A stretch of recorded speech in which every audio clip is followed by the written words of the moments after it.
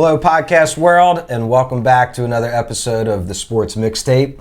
I'm joined here once again by Brent and Jimmy. We got an exciting episode for you. What a great championship weekend. We had the NBA Finals. Yeah. Ended. Jimmy, look at the shirt, everyone. Bing bong. Guess who's champions? The Knicks. First time in, 53 years? Yes, 73. 73, right? Awesome performances. We'll get into that in just a minute.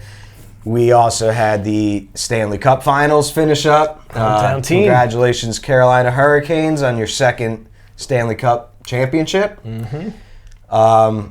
World Cup kicked off last week. Busy sports week. Yeah. Yeah. Got a lot to talk about. A lot We'll try going to on. pack it in. Then we're going to do our top 5 TV dad bods.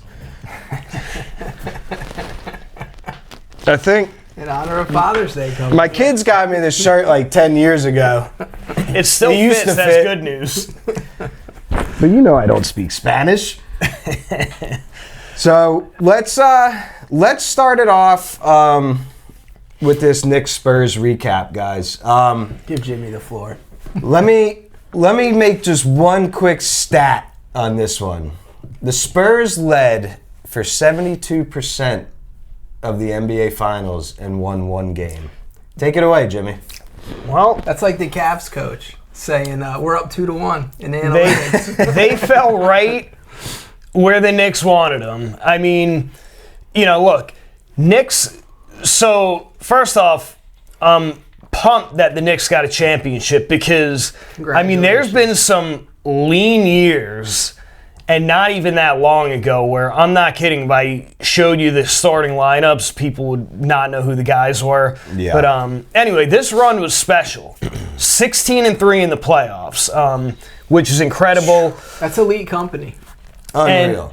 And I know people were saying, oh, the East is weak or this and that, but we took down the newly crowned king of the West, Victor Wembanyama, and his dirty tactics. So I'm not even going to get into that because, we won and the young man is going to have a long, great career. How do you feel about no handshakes at the end?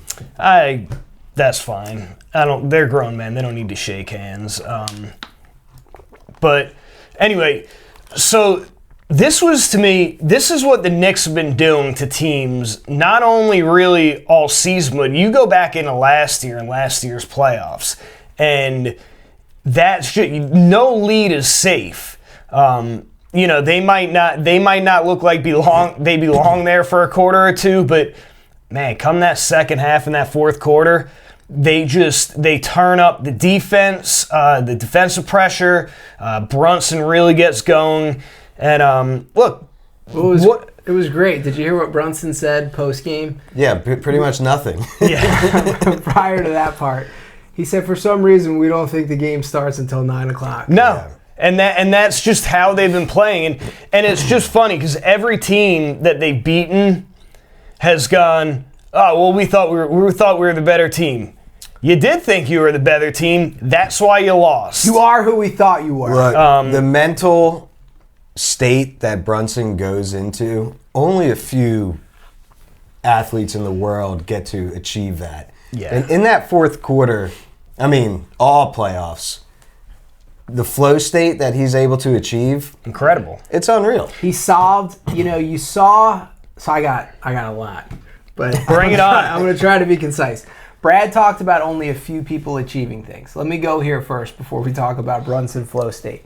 I got a couple pretty cool trivia things for you. 2 of them here involving Brunson. I'm out. Brunson became only the 5th guy in history to win Naismith College Player of the Year, College National Title, NBA title, and Finals MVP. Only the 5th guy. All right? Listen to the company he's It's an incredible resume alone. Listen to the company he's in with these other 4. This makes it even more impressive. Magic Johnson, Kareem, Michael Jordan, and Bill Walton. Brunson also, for all of you underdog, scrappy, gritty kids out there, Brunson became only the 4th player in NBA history to win Finals MVP as a second-round draft pick. Jokic fellow Nick Willis Reed of hobbled, limping in fame, and Dennis Johnson. So, yeah, Brunson's doing things that only a handful of guys have done, but Brad nailed it. Okay. The Knicks only scored 94 points in the closeout game. Brunson had 45 of them. He almost outscored his entire team. He averaged 11 points per fourth quarter in this series, and you could see the first couple of games, the Spurs guards were giving him trouble. We talked about it on here last week. He was not very efficient. He solved that puzzle the last 2 games, and what he did in Game 5, you know who else had a 45-point closeout game on the road? Michael Jordan. Well, you saw, too, in that second half, and especially the fourth quarter, his teammates were not shooting the ball. They were doing everything they could to get the ball to Brunson. But look, we see this with great players. And I'm not really trying to compare him to these guys, but you see it with LeBron, Michael Jordan, all those guys. That's who you want. You want to put the ball in their hands. That's a big reason why you're there. That was the difference between the Knicks and the Spurs in this series. The Spurs, they don't have that guy yet. Dylan Harper way ahead of schedule. That dude, I've been saying it for weeks on here. He's going to be a first-team All-NBA superstar. Now, why didn't they play him more? That's the big question. I mean, the guy. Right now. It's immaturity. Funny. Fox was hurt. He got 3 quick fouls that were all super stupid fouls. Yeah, he immature was just fouls that were like, "What are you doing?" Yeah, because he was hyped because he was playing really well at the time. But you saw, like Brent said, Knicks had that guy this year. Everyone else accepted being a role player at that point. They saw the writing on the wall, like. Fourth quarter's around, get Brunson the ball. You got to buy in if you want to win a championship. And look, every young team goes through this, right? This is part of the process. Now, for some reason, a lot of us thought the Spurs were going to skip these steps. You know, I found myself talking about, like, watching the game, and Jimmy made a great point. Like, every team thought, like, how did we lose? I'm watching these games, and I'm like the fish that keeps going for the same bait. Every game I'm watching going, the Spurs are going to win. The Spurs are going to come back. But listen, I'm going to give you some more examples of this. This is a young team. These are the knocks that a young team is going to take. It happened to Jordan and the Bulls with those Detroit Pistons teams, those physical teams. Scottie Pippen comes along, gets a little experience under his belt. Before the Celtics won their title in 2024, they lost to the Warriors, a veteran team. The Celtics were up 2-1 in that series. What happened to LeBron his first year in Miami? They go up 2-0 against Dallas. In the final closeout game, LeBron James has 8 points in that game. These players are not immune to these things. It happens all the time. It's like but once like Jordan got there, never looked back. Yeah, once he finally got there. Be Brunson? Or is it going to be Wembanyama? Is it going to be, And this is the thing. Like, I love Brunson, and he's a star, and he's earned it.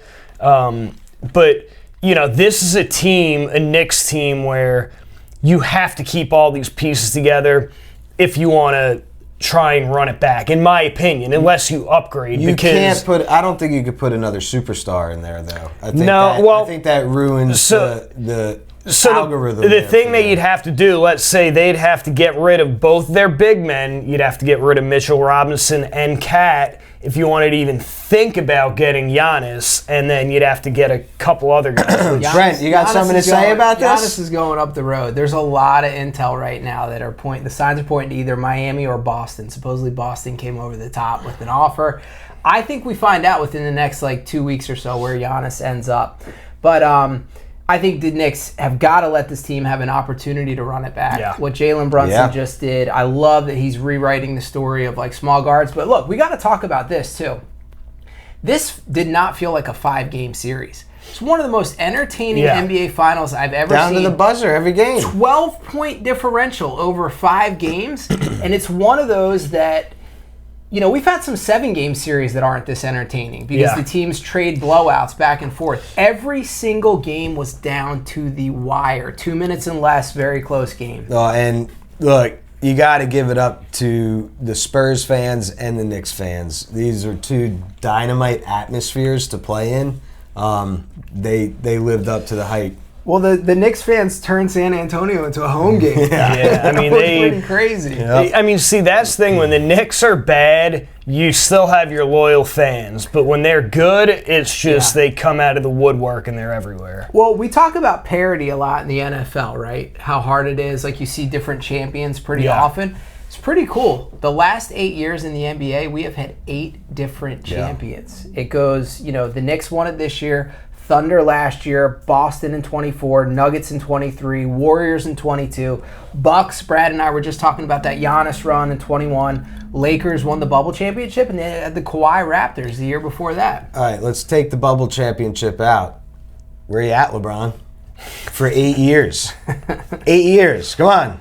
8 years ago wasn't the end of your road. LeBron's been on that golf course. Yeah. He got bit by that golf bug like we all LeBron is watching golf videos when he's taking breaks during games. I mean, that dude is checked out. Right. I mean, so we all have like a stake in some form of New York team up here. Brad's a Giants and Mets fan. Jimmy's New York across the board. I'm a Mets fan. Got to ask these questions, and this is like off the cuff here, but Jalen Brunson just became immortal in New York history. He's never going to have to pay for a meal again, never going to have to pay for a drink again. So I'm thinking, like, it doesn't have to be Mount Rushmore 4, but there's a handful of guys who are New York royalty. You got Jeter and Mariano Rivera. Look, he's won nothing in New York. You got Eli. Jameis Winston is a New York icon now. You got Eli. Eli walks down the street. You got to add Brunson to that list. Can you guys think of any other guys that are just like, maybe LT, maybe you probably have maybe Wayne you Gretzky. probably have Ewing up there, even though he didn't win. But yeah, I mean, it like you said, it's pretty elite company that he's in as New York sports icons that are still around.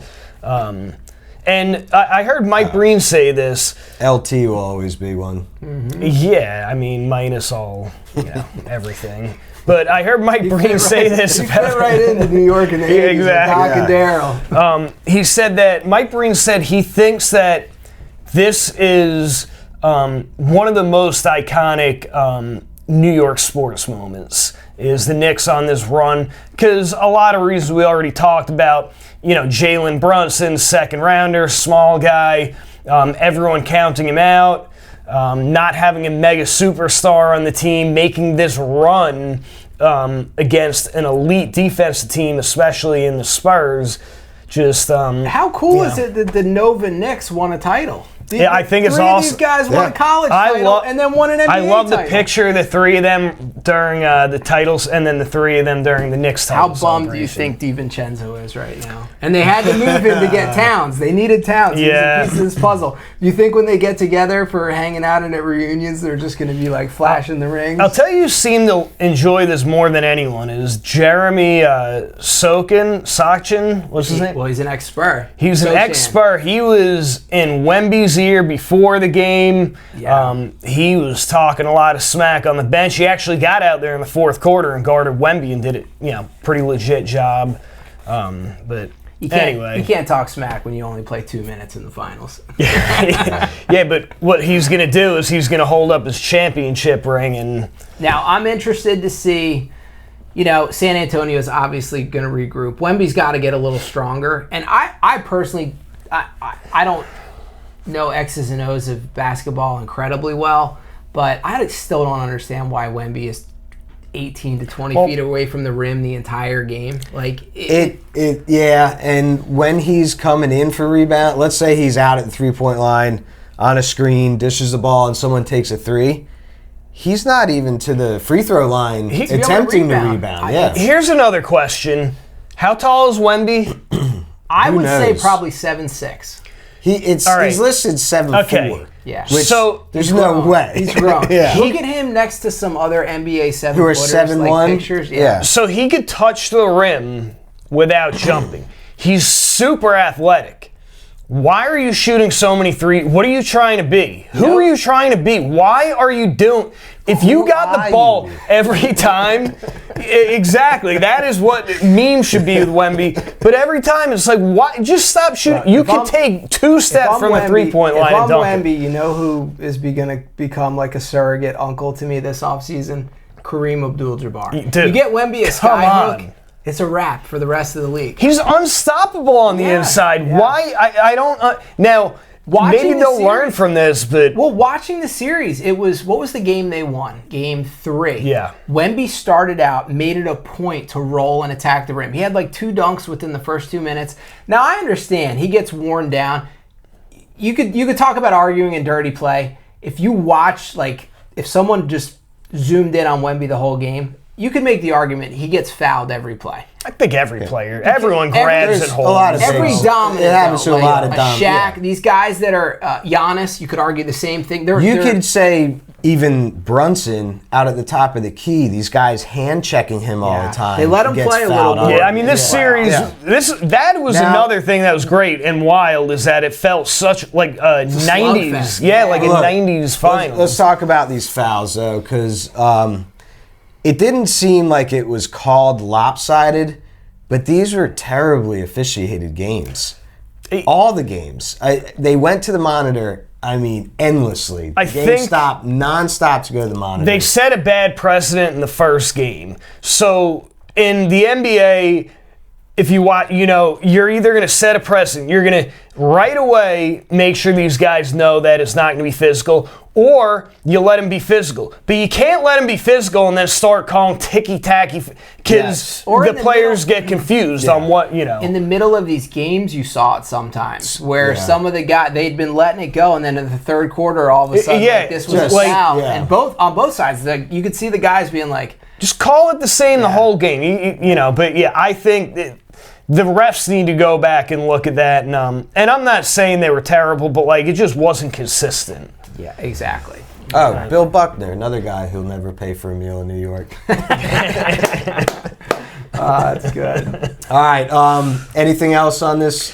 Congrats, Fantastic. Jimmy. Congrats. Fantastic 5 games. I'm going to take this Awesome. to the bank because most of my teams that I like have not been. It's been a long time, so I'm going to enjoy this until next season. All right. Well, next up is going to be our top 5 TV dads. Father's Yeah. Day coming up. Looking forward to it. All right, we're back, guys. I'm really excited about this. This was really hard to narrow down to a top 5 list. I'm sure we're going to have plenty of honorable mentions at the end of this, but his top 5 Farger? His Farger. top 5 TV dads. Good. I mean, there's been many. You could go back to Black and White, and there's been many TV show dads who've really filled in when your real dad is out working or not around for some good life lessons. These TV dads were always there to back them up, right? So we're going to jump right into it. Since Jimmy's always last in the hat picking, let's let Jimmy start it out. We're going to go from our 5 down to our number 1 Now I got pick. So let's see what you got.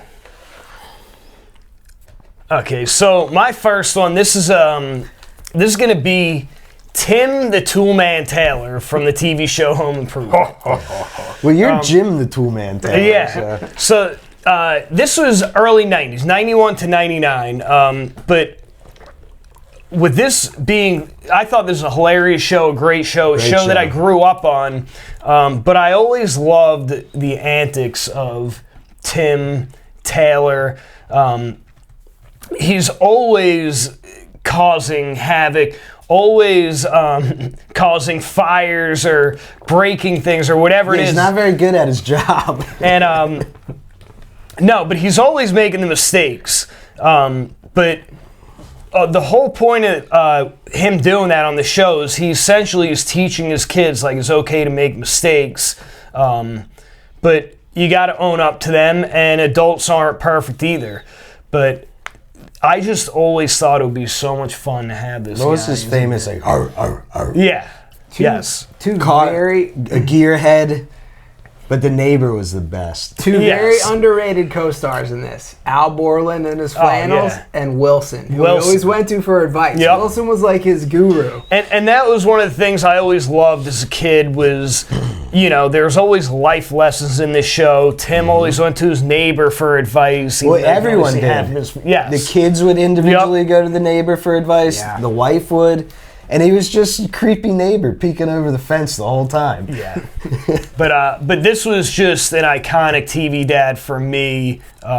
It was just at an age that I was at, and I love the show. But Tim the Toolman Taylor. And I tell you what, Tim Allen was one of those crossover guys, TV and movies. Yes. Think about all the And movies. stand-up comedian to start his career Jungle too. to Jungle, the Santa Claus. Trafficker. He was in a lot of traffic.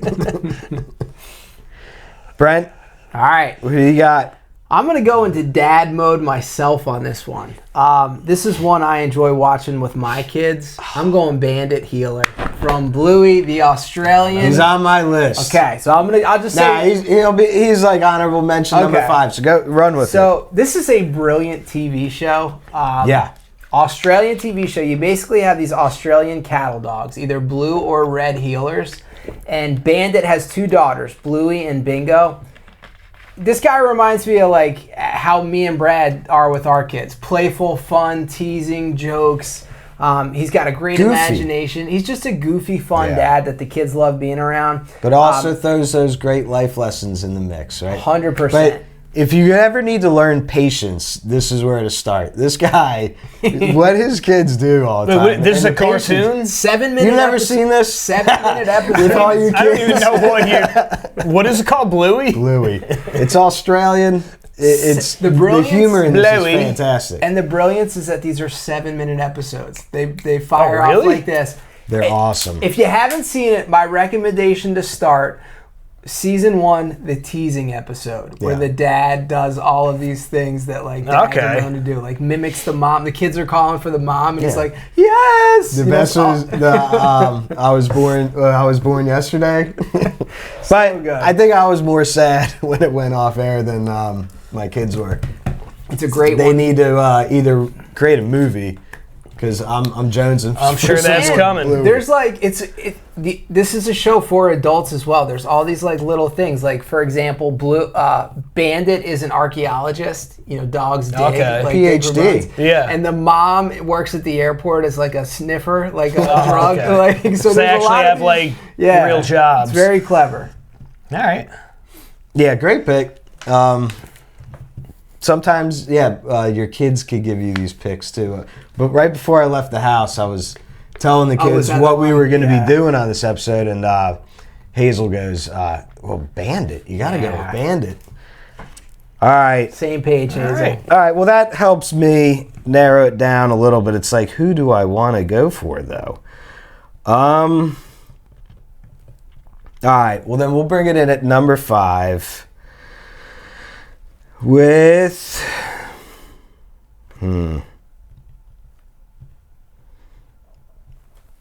Let's go Jerry Stiller. He's going to be on my list a couple times. Me here. too. One of my favorite actors all time. And we saw Ben. He's on my list. We I've got saw a few Ben years Stiller at the Knicks games. Which version of Jerry? Which Stiller one do you are think going he's with here? better in, though? It's the same character. Well, that, all right, let me. all right, so before Brad says this, let me just say something real quick. I went Brad here. Brad is always so creative on these top 5s and wiggling stuff in. Yeah. So for my number 4, I have Jerry Stiller as 2 separate characters. I found a way to get more people in the box. But Okay, it's the same guy. So this will be my number 5. So it's a little less favorite of his character, but let's go Arthur Spooner, So good. King of Queens. AJ, you're gonna like this. I think he's funnier in King of Queens, to be honest. He's with you. fantastic. Brilliant. He's the father-in-law that lives in the basement. After his house burns down. He's always wheeling and dealing for like a get rich quick scheme. He pisses his son-in-law off nonstop, daily. There's no like he's numb to like normal day emotions and stuff. It's always yelling and It's great. Loud and eccentric. he needs his things all the time. Like he has to be taken care of all the time there. Truly underrated TV show. King of Queens. One of the best. Amazing show. One of the best. Really, I mean, honestly, every episode is so hilarious, especially when Arthur Spooner's in it. It just makes it even that much more special. That name is It's perfect. great. So, and he wasn't he backed out of the show at first, and then because his wife was wanting him to spend more time at their home in New York, and he saw, I think, one pilot of the two main stars, their chemistry together. Yeah. And he was like, you know what? He's like, I'm in. This is where it's at. And he made the show. His wife joined his real life wife joined the show. It was Spence, who was such a hilarious character, but Spence's mom in the show was his wife in real life. Perfect role for Jerry Stiller is Amazing. either dad or father-in-law. Yeah. Perfect role. I think Just we the all know yelling. the next one then. To me, I don't know Do you why remember- that's so funny, but this is a crossover to when he was in a movie with his son. But do you remember his role in The Heartbreak Kid? oh yeah, yep, Ben Stiller's dad. Oh man, yeah, yeah. He's a gem. good choice, Alright. Brad. That was a good choice. Number 4, Jay. All right. My number 4, I'm going to go with a guy. This is one of like the most realistic TV dads, and this was Dan Connor from the TV show Roseanne. It's a good choice. Yeah. Good choice. So, this was really like I grew up in a blue collar family, and this was a show really based around that. No frills, nothing fancy, but just the everyday life of a blue collar family. And Dan Connor was just a hard worker. He was always joking around. He liked to drink his booze, but he always put family first. And one of the episodes that stands out to me that really hit hard that shows this is Roseanne's sister Jackie is in a relationship. Her boyfriend is abusing her, physically abusing her. And when Dan finds out, he doesn't ask questions. He immediately grabs Jackie, he leaves, and he goes. He comes back a little while later, and they say, "Where were you?" And he's like, "Don't worry about it, don't worry about it." Next thing you know, the cops show up. Well, he goes to jail. Turns out he beat the crap out of this dude for hitting his sister-in-law. But that, to me, just shows, like, that's old school dad right there. Yeah. And just a lot more realistic dad than they show in a lot of these shows. But Awesome Dan pick. Connor Yeah, John Goodman's just solid. is amazing in it. Solid. You All didn't. right. You didn't want John Goodman from The Righteous Gemstones? That would be good. I didn't even think of that. That So would many actually good have been TV pretty dads. good. So I'm going with the other Jerry Stiller role at my number 4 is Frank Costanza. Loud, angry. Yeah. There's so many moments, but I'm going to give my favorite two. Number 1 is the Serenity Now episode where he learns that to control his blood pressure. Yeah.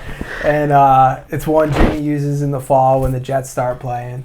But my favorite by far is the holiday he creates. Yes. On December 23rd, Happy Festivus. Yep. He's so fed up with the commercialization of Christmas that he creates a new holiday. The Festivus for the rest of us. And oh gosh, there's just so many great moments to this where, the premise bro? of it is at the dinner, you sit around the table with friends and family and tell them how they've disappointed you in the last year. Yeah. And this episode ends with him wanting to wrestle George. Yeah. Well, that was the final thing. You had after you did that, then you had to wrestle, and that's how you ended it. Oh, just brilliant.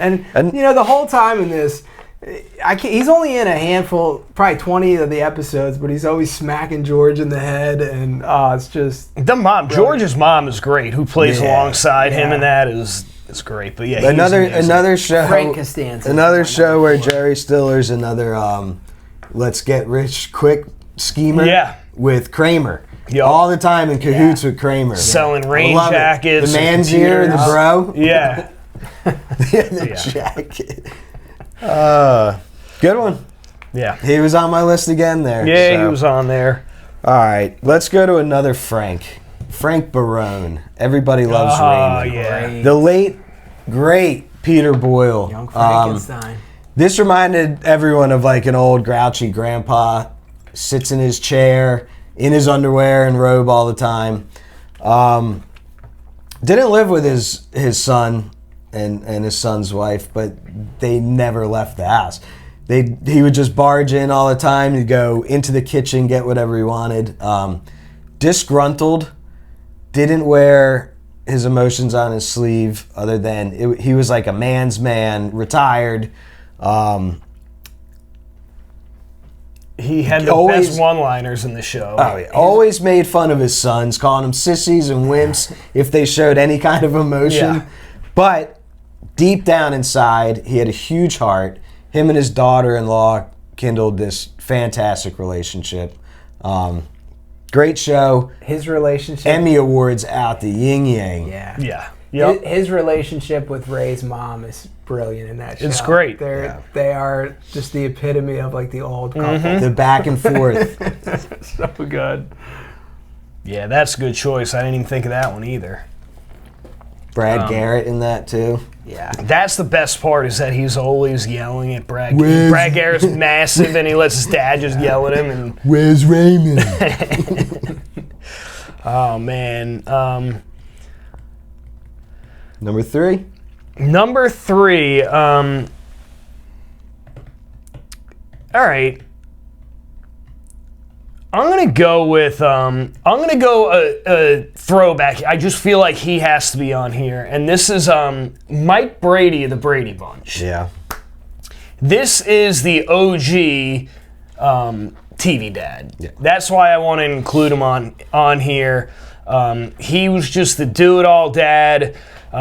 Look, he took in a woman and her 3 kids to move into the house with him. A house full of kids. He was always solving problems, always helping them out, giving them whatever they needed, and teaching life lessons in every episode. He had that sweet 70s flat, California flat. Great house. He had a maid. Was she a maid? Is that what she was? Alice. Housekeeper, Alice, yeah.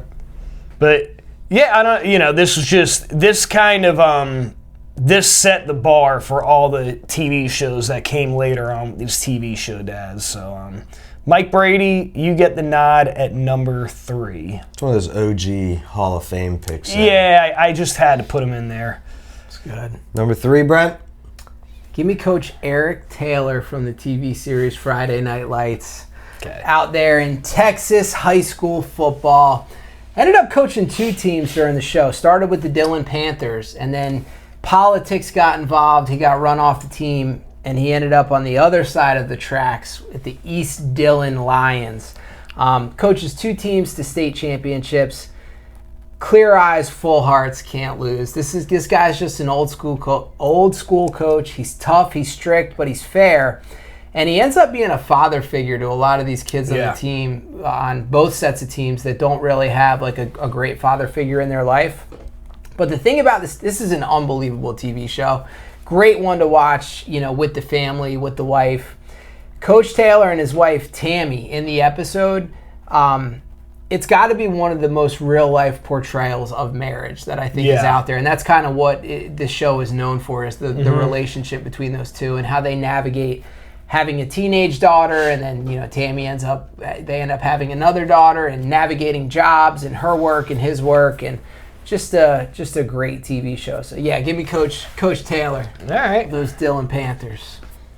All right, you did a retro rewind, so let's give it to a local favorite to the Outer Banks, Andy Griffith. Yeah. Yep. This takes it way back. The fictional town of Mayberry, which is actually a little north of Winston-Salem, where Kristen and I lived for about a year or 2.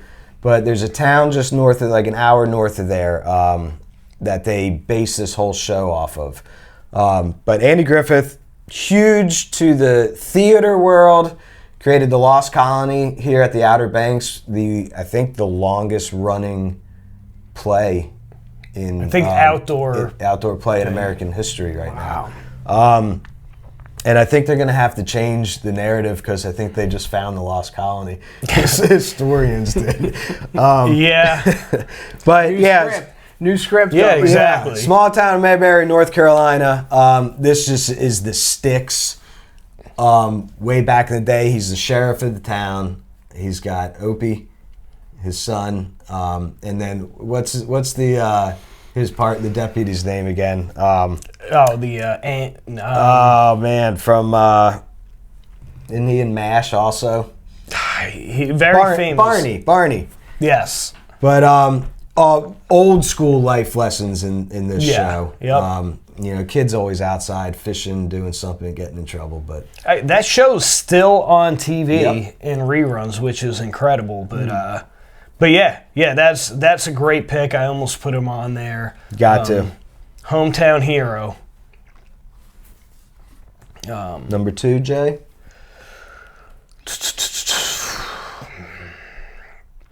Okay, I got to. I'm gonna go with Philip Banks here from The Fresh Prince of Bel-Air. My number 1. Okay, I was flip flopping, but Uncle Phil.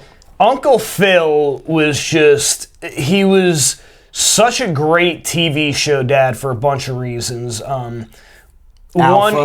He was Legend. a judge. Legend. Yeah, he was a judge, provided for his family, had to deal with Carlton and the sister who were crazy, brought Will in to live with him to try and help him out and get him through life. And he was strict in the show, Uncle Phil. He wasn't very lenient. He was tough and tender. Exactly. Tough when he needed to be. Everyone tender when he needed to screwed around and messed around, and then when he lowered his voice, Yes. you perked up. The best was when Will and Carlton had messed something up and they were having to come to him about it and he would start laughing it was funny and then boom, yell and they would be like Just a mountain of a man. he was a presence. He was definitely a presence there. And Vietnam War veteran. Really? Yeah. Yep. And then of course, if you want a TV show dad and a scene that really One of the best TV scenes ever. I'll let you talk about it so you have number 1, but that'll be the scene where Will's dad doesn't show up and Will's trying to act like it doesn't bother him. And I think I even read somewhere that Will said he was really able to get into the emotion of this scene from looking at Uncle Phil's eyes, and it's just an iconic. It's still such an emotional scene. When I watch it, it's hard to not to feel emotional over it because you really feel bad for him in there, and they do such a good job. Well, and let's not forget to mention Uncle Phil's sweater game was on point. Oh, the sweaters and sweater vests that this dude wore, incredible. Little trivia for you guys. This was new to me. Before Family Matters. So Uncle Phil was classically trained, did Shakespeare plays, all this stuff. Did you know? This goes with our 90s retro theme. Uncle Phil was the voice of Shredder on the Teenage Mutant Ninja Turtles animated series. Yes. This was new to me. Yeah, I mean he could get that deep voice and the siblings too. So obviously he became Will's adopted father, Will with his nephew, but the siblings were great. Hillary was the oldest. She was materialistic, a bit of an airhead, a little bit. Hillary. Then you had Ashley was the youngest, who looked smart. She looked up to Will, and so Phil was always worried about that a little bit. And then you had Carlton, and then. I think it was 3rd or 4th season comes along. Nikki, the littlest one, eventually got introduced. This was I had so much fun watching episodes of this in the lead up. This TV show was on all the time when we were kids. Saved by the Bell, Fresh Prince, such a and Brad was mentioning earlier. DJ Jazzy Jeff. Life lessons in all of these shows. Yeah. There was always something you were taking from it. And you know what? Growing up, you actually paid attention to those life lessons too. Yeah. It stuck with you. Now, I don't know if TV shows are still like that. I don't think they have heart like they used to. Once South Park hit the air, which my next pick. Oh gosh, I had to leave him off. He'll be honorable mention, but Randy Marsh will put as most entertaining TV dad. I know this is it should be on your guys' list, but Danny Tanner, Bob Saget, the late and great Bob Saget, one of the best, great stand-up comedian. But this hits home, father of 3. I still have my wife, fortunately, but he tragically and suddenly loses his wife, has to raise these 3 daughters all on his own in San Francisco. He's a Not all on his own, though. not he gets help. Yep. The uncles come in. To the The rescue. best friend and the uncle comes in. He's a sports broadcaster, works his way all the way up to be like lead anchor on the nightly news or morning news, Wake Up San Francisco. He has his 3 daughters. They're, spaced out a few years in between. Great cast. in Stephanie, this. Michelle, and I always forget DJ. the woman's name. DJ. But you got John Stamos in it with them. The Olsen twins get their stardom from this Jesse show. Kansopoulos. Jesse Kansopoulos. But he's OCD. He's a neat freak. He's a nerd. His Uncle Jesse is just the rock and roller, easygoing. Then you got Uncle Joey as the comedian, and they're all they're all trying to make it big in California. They all parent together essentially to raise these kids, and all the dynamics work together. Yep. And they have a great, loving, wholesome household. Yeah, I think you could have added all them as best TV show dad because like Uncle Jesse brought the coolness that the kids looked after. Now Joey was the funny. And what's great about Bob Saget too was on set when the cameras were off, everyone considered him as like a fatherly figure too. He played that role for the young actors. He was very protective that agents didn't take advantage of these kids and stuff like that too. Yeah. Had great stand-up comedy too. Good choice. You would never know that he was on Full House if you listen to that. Different persona. Oh yeah. Yeah. Go watch Half Baked with him in it. Exactly. That was his stand-up comedy basically. All right, my number 2, I have a feeling this might be Brad's number 1, but I'm not sure. I've got Phil Dunphy from Modern Family. That's my number 1. That's so good. I'll only say 1 or 2 things. Jimmy talked about modern shows having heart. I actually feel like this is one that still does have a little heart. Yeah. Such an incredible TV show, played by Ty Burrell. Amateur magician, real estate agent. Brad nailed it with almost like Bandit, just a goofy dad. He's a real life bandit. Yeah. Loves his kids. The only thing that I'll say before I let Brad take it over, I love his philosophy book of life lessons. And his relationship with his wife is awesome in this movie. They have such a great fun connection between the two. Open dynamic of so funny. There's a lot of times they are hiding stuff too, but it always comes out and they always are able to communicate with each the other. best part is when he comes up with ideas. Yes. It's always just ridiculous and the most hilarious thing and never ends right. The episode when he finally scares her. Yes. He sets it up way in advance with the house and then finally gets her. And he's talking into the camera with the wig on. Yeah. That the best part about it is he is all in all the time on all his they've got so many traditions, their Halloween traditions and all that, but he's all in all the time. It's so important to him to have these family traditions, and he's the ultimate dad, man. He's now another ultimate dad, Ed O'Neill, in this thinks that Phil is the worst dad ever because Phil is highly emotional. He's not a man's man. No. Super in touch with his sentimental side. And then you got Ed O'Neill on the other side who's just a man's man. When you get the episode when he's at the spa with the mask on and all the women are around, he's getting these tips from the women where it's wait a minute, so my wife doesn't want me to fix things? But why? That means her problem wouldn't be there anymore. And he's getting the advice at the spa. Oh, so good. Make me want to go back and watch But that he's got, series. he's got the parenting style of parenting to be a peer to his children. That's a good one. Jay, bring it in. All right, so I guess I'll round it out with let's go Alan Matthews from Boy Meets World. This is another show during my childhood. You learned a ton of life lessons through him in this show. Another realistic working class dad. He had 2 sons. The older son was always just wacky, and another guy coming up with crazy ideas and driving his dad nuts.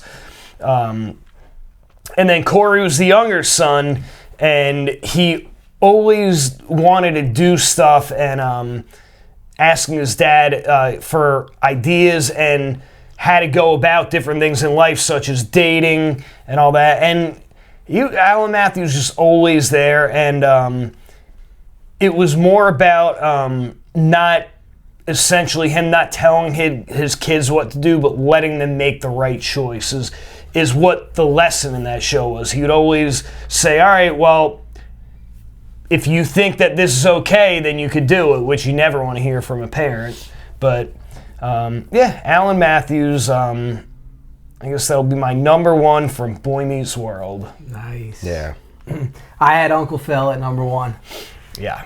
Uncle Phil, can't beat that. Is great. Let's do some honorable mentions, and this is. Hold on, how did Homer Simpson not make this list? I know. I thought of Homer I was He's one to leave He's off. not a very good dad. That's why. I tried to go things more that I learned like life lessons from shows, and I didn't really learn So many now from let's him. now let's get into our most entertaining TV dads. So yeah, Homer Simpson is obviously on there. Okay. Mr. Plow. Al Bundy is is on there. Al Bundy is the shoe salesman who living glory days of his football glory days. Yep.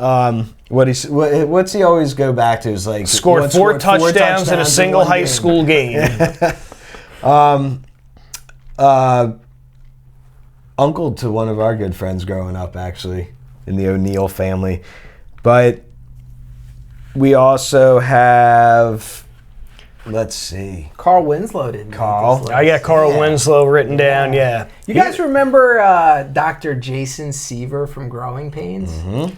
Yeah. Alan Thicke. He's Yep. the doctor that becomes a stay-at-home Yeah. dad. Kristen had that one on her list. So his yeah. wife could go to work. That was a good one. Seventh Heaven Dad. Who remembers the show Seventh Heaven? I wouldn't bring him up. Come on, he played in the band. He didn't have a good ending right now, No. what he did, but I stay out of the news. so we won't touch that. But look, you also had other cartoons. You had Hank Hill from King of the Hill. Yeah. Great dad in that. And every dad from South Park was an interesting dad. Peter Griffin. Peter Griffin. Another terrible dad. Yeah, The chicken fight's the best. Oh yeah, Bob. Bob's Burgers. Bob from Bob's Burgers is a great dad in there too. American Dad. Yeah.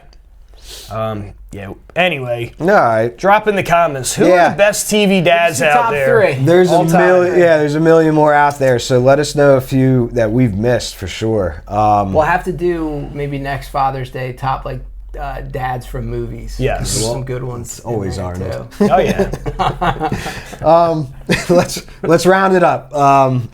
We got Stanley Cup. I watched all these games. These were just like the NBA playoffs. Phenomenal games. We had an overtime, a double overtime, back and forths. Hurricanes take it in Game 5 or Game 6 actually in Vegas. Shutout. And just dominated this game. Shutout. Tough physical games. I did not watch any of it, but congratulations. Hurricanes are our hometown team here, and Jordy good to see him Stahl get a title. set the tone first second of the playoffs. He drops his gloves with Kachuk and starts fighting. It's a great part about set the hockey. tone of that we're going to be a physical team in these playoffs, and they showed it. So yeah, congrats on the second title. And then we had Brindamar is the head coach now. He won it with them back in 2006 as well. Oh, and he's head coach now. Yeah, That's cool. and Jordan Stahl was on the team when they won their first one as well, 20 years old. Wow. Yeah. Yeah, I mean, I didn't watch it, but everything I heard that it was a really same thing like the NBA playoffs, really exciting games going on there. World Cup, Jimmy, you're a soccer fan. I'm a soccer fan. USA. Brian, we know what you think about soccer. But USA. The world. USA. The world is a We're soccer number fan. one. We're number one. I saw the Nobody young kid for USA scored 2 goals, right? And it was a last-minute kind of decision to actually bring him up to play in the World Cup. Well, he had to decide between England and the U.S., right? And He you was know born in his New York, story. raised in England, right? Well, his story is that his mom just came here to visit when she was pregnant, or she was here for something. I can't remember exactly, but she was so pregnant that they wouldn't let her on the plane to fly back to England. So she had to stay here, give birth to him. Then she stayed for a few months with family until he was a few months old, and then she flew back. So that's why he has dual citizenship, but we'll take it. The next thing you know, the U.S. is winning World Cup games. We'll take it. Well, look, it's good. What's super big about this score, because in this pool play, they count points. So the U.S. got 3 points for this game with the 3-point difference. They scored that 4th goal in extra time as time is running out. That was the end of the game when they scored that goal. And the refs, they actually let it go because U.S. had possession, was advancing the ball. They actually went over the extended time. Yeah, But that's huge, getting these points. You get 3 points for a win, 1 for a draw, 0 for a loss, and then point differential if someone's tied. Yeah. That's how it ends up working out. Yeah, so it was big that U.S. got 4 points. And then the other there hasn't been any craziness going on so far, but I did see it was that today Spain, who's the number 1 team, tied with Cape Verde. I'm not even sure where that's at. I'm not going to lie. It's got to be maybe South Africa. It's their first time ever in the World Cup game, and it wasn't a great look for Spain to tie with them. How about Germany? 8-1. Wow. Germany's dominating. Well, it was 1-1 at first, and that one got away. And I don't know what happened there, but look, I'll start watching soccer when guys like LeBron and Kobe and Marshawn Lynch start playing. It'll never happen in the U.S. Maybe now, one day, but I do like this. They have a replay rule now where they're doing in-game replays where the flopping is a lot less now because of these replays. So, good job, FIFA. Good. That's one way to start. Get rid of the flopping, and then Yeah. So what we got, like a month or 2 of World Cup games? It's so spread out that we got a lot of soccer to watch this summer. No, the World Cup is always a cool event, and it's pretty cool that it's in the U.S. this year. Yeah, We've got it at different locations. There's a lot of teams, so these teams aren't all staying where they're playing because they're playing in different all spots. Over the place. We got teams out staying in like Cary, North Carolina right now. Kansas City. But there's a handful of different hubs in North Carolina teams are staying at. The best thing that I saw, though, was trending on Twitter. To Norway? It was all these people from other countries that are in the U.S. for the first time, and they're here exploring. And Twitter was on fire. It was a thread where they were all listing their surprise and everything from the U.S. And I saw one guy who was so excited because he was at a 7-Eleven. He was like, they have these things called Slurpees. They're the best ever. Other guys that were just... I have my Slurpee. Yeah, people that were amazed by the size of our highways in America. Just things that we don't even think about, but it was very interesting. If you find that on Twitter or online, check it out. A lot of funny stuff. Real quick, I got to shout out JC because we had some company at the house, and all she could talk about was the tall blonde from Norway. He looks like a hybrid of like He-Man and Dolph Lundgren if they had a child. Is it Hagelin? The guy is enormous. Well, Dolph was He-Man. Yeah. All those years ago. Speaking of He-Man, we got to touch on that. Yeah, I had this rolls right into it. We wanted to bring in some pop culture from here and there if we read a book or a new show or whatever. I went and saw the new He-Man. Very enjoyable movie. It's fun. It's got the comedic element that the first one had to it, where there are some parts that are humorous. Now, because I watched the trailer, I didn't realize, I thought it was just going to be I didn't realize that he was like a regular dude and this is how they were doing the movie No, so he was, I don't want to give too much away, but it's very cool. He starts in Eternia and then something happens and he ends up on Earth. Okay. And then he ends up back in Eternia. Really cool graphics, cool storyline, cool characters in this. I would give it a go. And Skeletor has some quirkiness to him, just like the original. So it was an entertaining, enjoyable movie. First movie I ever went to see all those years ago was He-Man as a young kid with my dad. I gotta go and see it. As I was rolling into this movie, who did I see rolling out but none other than Jimmy, his dad, and his brother? And I didn't go to see He-Man. I would love to, but I went and saw Disclosure Day, the new Steven Spielberg movie. If you like Steven Spielberg, if you like E.T., The Goonies, all this other stuff, then you'll probably love this movie. There is a lot going on. My dad was definitely a little confused. But I pretty much I got it. But there is a lot that's going on. What'd he say? Yeah. But yeah, it's just another fun, heartfelt movie. And like you said, I'm not going to give too much away in it. But and it's a long movie. It's 2 hours and something, but it's definitely worth it to go and see it and check it out. Nice. U.S. Open in golf coming up as well. Yeah, always Father's Day weekend. That's usually how I like to spend my Sunday afternoon, Sunday morning, do something fun with the kids. Maybe golf. Pumped about this one though. We've got Shinnecock Hills, New York. This is one of those courses that makes these guys look mortal. The last 5 times the U.S. Open has been played here, 3 of the 5 winners shot over par. The last time this happened was 2018. Brooks Koepka ended up winning the tournament at +1. That's crazy. It's a second shot golf course in New York, so always excited. I think the main storyline heading into this one has to be Scottie Scheffler chasing the career Grand Slam. He's a U.S. Open away.